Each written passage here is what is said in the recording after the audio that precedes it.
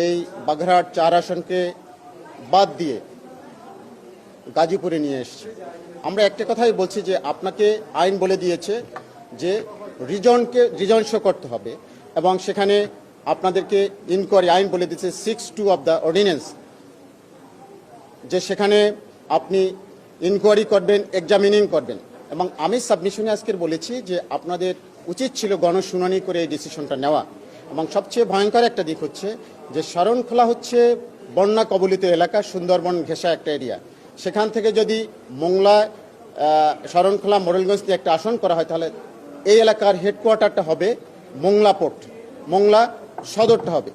তাহলে কী হবে, শরণখোলার যে ডেভেলপমেন্টটা টোটালি ব্যাহত হবে এবং সেখানে যে অবস্থা আরও করুণ পরিণত হবে।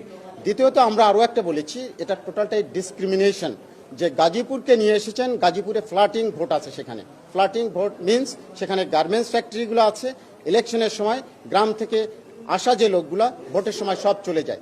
এই জন্যই আমরা বলেছি যে টোটালটা হচ্ছে একদম ইলিগাল এবং totally clear violation of the article 27, because এই কমিশন উইদাউট হ্যাভিং রিজন এই ডিসিশনটা নিয়েছে। আমরা এর তীব্র বিরোধিতা করছি এবং ডেভেলপমেন্টের জন্য, ওই এলাকার অবহেলিত এলাকার ডেভেলপমেন্টের জন্য আসন 4 যেভাবেই ছিল, যে অবস্থা ছিল সেটা করা শ্রেয় বলে আমি মনে করি। এবং টোটাল ভায়োলেশন আছে। ভায়োলেশন হচ্ছে তাকে এক্সামিন করতে হবে এবং